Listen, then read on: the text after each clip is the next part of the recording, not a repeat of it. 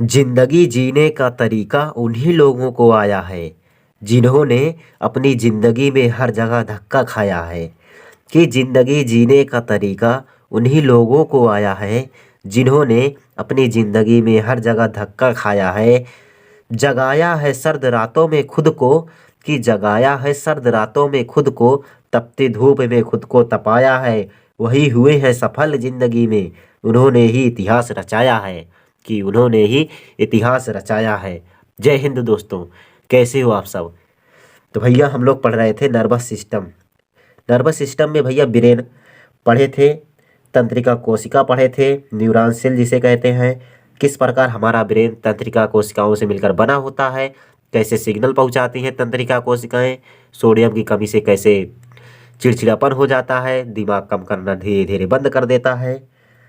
इसी के बारे में हम लोग कल पढ़ चुके थे। तो आइए भैया आज आगे पढ़े ब्रेन के बारे में। तो भैया ब्रेन में जो है 3 पार्ट होते हैं। ब्रेन के कितने पार्ट होते हैं? 3 पार्ट। एक होता है अग्र मस्तिष्क जिसे कहते हैं फोर ब्रेन, एक होता है मध्य मस्तिष्क जिसे कहते हैं मिड ब्रेन, एक होता है पश्च मस्तिष्क जिसे कहते हैं हाइंड ब्रेन। तो भैया जो ये अग्र मस्तिष्क है इसके 3 भाग होते हैं। कितने भाग होते हैं? 3 भाग। तो आइए इसमें देखते हैं कौन कौन से इसके 3 भाग होते हैं। पहला होता है सेरिब्रम। क्या होता है? सेरिब्रम। पहला होगा सेरिब्रम भैया। दूसरा होता है थैलमस, दूसरा होता है थैलेमस, और तीसरा होता है हाइपोथैलेमस। क्या होता है? हाइपोथैलेमस। भैया अग्र मस्तिष्क के कितने भाग? तो 3 भाग। कौन कौन से? Cerebrum, thalamus, hypothalamus. तो आइए देखते हैं सेरिब्रम जो है इसका काम क्या होता है। सेरिब्रम जो है सबसे आगे वाला हिस्सा होता है, वो पूरे अग्र मस्तिष्क का 66% हिस्सा भैया सेरिब्रम का होता है। 66% हिस्सा भैया, 66% हिस्सा सेरिब्रम का होता है। तो सबसे बड़ा भाग कौन होगा? तो अग्र मस्तिष्क में सेरिब्रम होगा। तो कहते हैं सबसे बड़ा दिमाग वाला भाग कौन सा है? तो सेरिब्रम है। इसमें भैया इसे दिमाग का मेमोरी कार्ड कहते हैं, यानी याददाश्त जो रहती है तो सेरिब्रम में ही रहती है। जैसे सेरिब्रम जिसका कमज़ोर होगा उसकी याददाश्त कमज़ोर हो गई, और जिसका सेरिब्रम मजबूत होगा उसका याददाश्त बढ़िया बढ़िया होगी। जैसे याददाश्त कमज़ोर रहती है तो आदमी वह कहीं चाबी भूल जाता है, कहीं मोबाइल भूल जाता है, कहीं कुछ बहुत जल्दी भूलता रहता है, तो उसकी याददाश्त भैया कमज़ोर रहती है। तो उसका मतलब कि उसका सेरिब्रम जो है कमज़ोर है, जिसे कहते हैं आईक्यू लेवल। कहेंगे बहुत इंटेलिजेंट है, तो वो इंटेलिजेंट नहीं है, उसका सेरिब्रम जो है तगड़ा है। तो सेरिब्रम भैया तगड़ा रहेगा तो उसकी याददाश्त तगड़ी रहेगी। बहुत से स्टूडेंट हैं जो कहेंगे सर हम तुरंत पढ़ते हैं तुरंत भूल जाते हैं, तो पढ़ता नहीं है भैया, वो पढ़ता नहीं है, वो सिर्फ दिखावा करता है। अगर भैया आप मन से पढ़ लिए बढ़िया से, आपकी ये सेरिब्रम जो है तेज है, तो आपको ज़रूर याद हो जाएगा। उसको दोहरा लीजिए, आपको ज़रूर से ज़रूर याद हो जाएगा। तो भैया पढ़ने और लिखने की क्षमता जो है इसी पर आधारित होती है, सेरिब्रम पर। पढ़ने लिखने की भैया क्षमता इसी पर आधारित होती है, सेरिब्रम पर। जो आईक्यू लेवल है ये भी इसी पर आधारित होता है कि आईक्यू लेवल भैया कितना है। तो आदमी जितना बुद्धिमान होगा उसका आईक्यू लेवल उतना बढ़िया होगा और उसका सेरिब्रम उतना अच्छा होगा। जैसे आदमी लोग हैं वो एक ही सोच सोचते रहते हैं। अगर जो आदमी हैं अगर एक ही सोच सोचेंगे तो उनका दिमाग जो है उसका आईक्यू लेवल यानी याददाश्त याद रखने की क्षमता जो है कम हो जाएगी। ज़्यादा सोचने पर दिमाग की याददाश्त कम हो जाती है। इसीलिए भैया ज़्यादा सोच नहीं रखना चाहिए। अगर ज़्यादा सोचेंगे दिमाग कम हो जाएगा, ढेर सारी बीमारियाँ आपको परेशान करने लगेंगी। गाँव वाले भैया क्या करते हैं, एक ही बात पर सोचते रहते हैं और न कहीं घूमने जाते हैं न कहीं, वही सोच पुरानी वाली रहती है। लेकिन देखिए अब जो शहर वाले हैं वो लोग कहीं कहाँ घूमने जाएंगे, कहीं आगरा जाएंगे ताजमहल देखने, कहीं कहाँ जाएंगे इंडिया गेट जाएंगे, बहुत जगह जाते हैं। लेकिन गांव वाले हैं वो कहाँ जाएंगे, ज़्यादा से ज़्यादा मामा के यहाँ अपने चले जाएंगे छुट्टियों में छुट्टी मनाने। लेकिन भैया जो बड़े घर के हैं वो लोग बाहर घूमने जाते हैं तो उनका दिमाग जो है धीरे धीरे डेवलप होता जाता है। वो सोचने बैठेंगे तो कहेंगे ओ लाल किला कैसा था, और आगरा गए होंगे तो कहेंगे ओ ताजमहल कैसा था, लखनऊ गए होंगे तो उसके बारे में सोचेंगे जो बढ़िया बढ़िया चीज़ देखे हैं।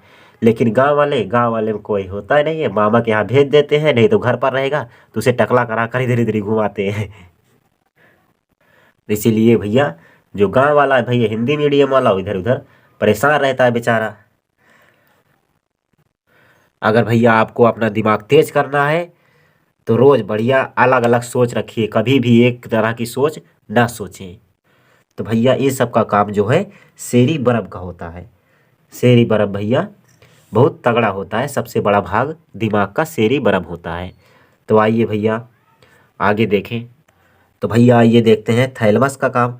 थैलेमस का काम होता है बाहरी चीज़ों का ज्ञान कराना, बाहरी चीज़ों का ज्ञान कराना, अभाव कराना या ज्ञान कराना। जैसे भैया कि कोई आपको पीट रहा है या कोई मार रहा है, कोई मच्छर काट रहा है, कोई दांते काट रहा है, तो इन सब का ज्ञान जो है भैया कौन कराता है? थैलेमस कराता है। यानी बाहर कितना तापमान है, क्यों ठंडी लग रही है, ये सब का भैया कौन आभास कराता है? थैलेमस कराता है। इसके बारे में थोड़ा अभी पढ़े हैं और आगे पढ़ेंगे, अभी तो हमारा सेरिबेरम चल रहा है।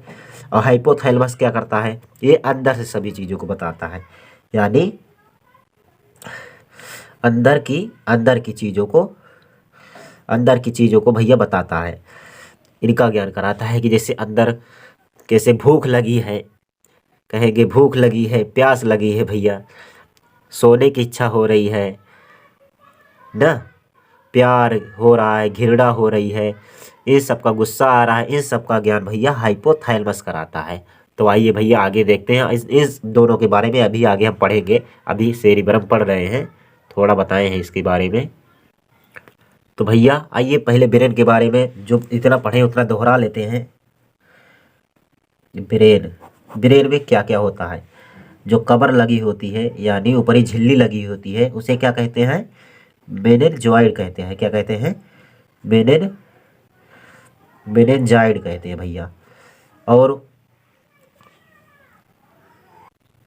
चोट लगने की वजह से मेनिनजाइटिस हो जाता है। क्या हो जाता है? चोट लगने की वजह से अगर झिल्लिया पर चोट लग जाएगा तो मेनिनजाइटिस हो जाता है, रोग है मेनिनजाइटिस, रोग हो जाता है। ये बना किसकी होती है, यानी बनी होती है किसकी भैया? तो बनी होती है न्यूरॉन सेल की। किसकी? न्यूरॉन सेल की ये बनी होती है। और सबसे लंबी कोशिकाएं होती हैं। क्या होती हैं? लंबी कोशिकाएं होती हैं। जो मेनिनजाइड भैया झिल्ली लगी होती है उसके ऊपर जो हड्डी लगी होती है जिसे कपाल कहते हैं, उसे भैया कहते हैं क्या? क्रेनियम कहते हैं। क्या कहते हैं? क्रेनियम हड्डी लगी होती है। इसमें कितनी हड्डी पाई जाती हैं? 8 हड्डी होती हैं भैया। इन न्यूरॉन जो कोशिकाएं हैं इनमें सेल डिवीजन नहीं होता है, यानी कोशिका विभाजन नहीं होता है। कोशिका विभाजन नहीं होता है।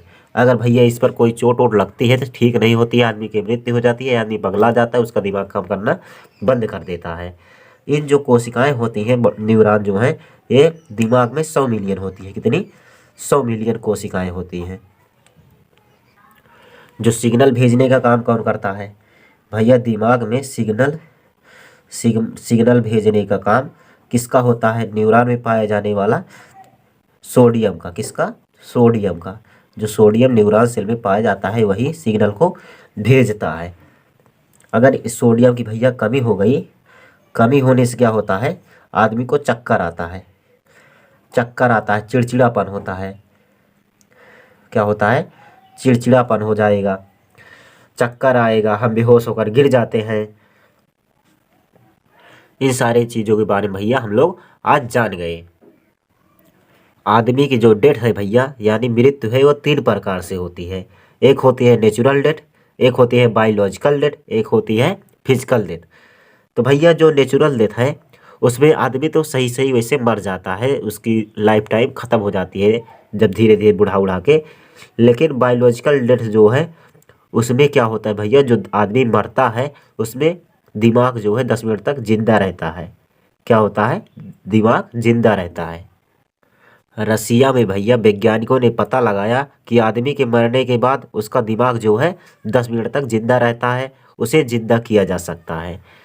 तो भैया बायोलॉजिकल डेथ जो है, जैसे चक्कर आना बायोलॉजिकल डेथ है, बेहोश हो जाना, कोमा में चला जाना, इन सबको बायोलॉजिकल डेथ में माना जाता है। तो उसके बाद फिजिकल डेथ क्या होता है? फिजिकल डेथ का मतलब होता है भैया जैसे दुर्घटना हो गई और आदमी की मृत्यु हो गई, इसे फिजिकल डेथ कहते हैं। नेचुरल डेथ में भैया बूढ़ा होकर आदमी मर जाता है। फिजिकल डेथ में भैया दुर्घटना से मर जाता है। बायोलॉजिकल डेथ जो है बेहोश हो जाता है आदमी, चक्कर आ जाता है, कोमा में चला जाता है, इन सब की बीमारियों की वजह से ये बायोलॉजिकल डेथ होती है। तो आशा करते हैं भैया आप लोग इतना समझ में आया होगा। तो आज के लिए रखते हैं बस इतना ही। वीडियो अच्छा लगा हो कर दीजिए लाइक, और चैनल पर नए आए हो भैया कर लीजिए सब्सक्राइब, और अपने दोस्तों के साथ भी शेयर कीजिए भैया, शेयर कीजिए ताकि और लोगों को भी इसका ज्ञान हो सके। तो मिलेंगे नेक्स्ट वीडियो में। जय हिंद, जय भारत।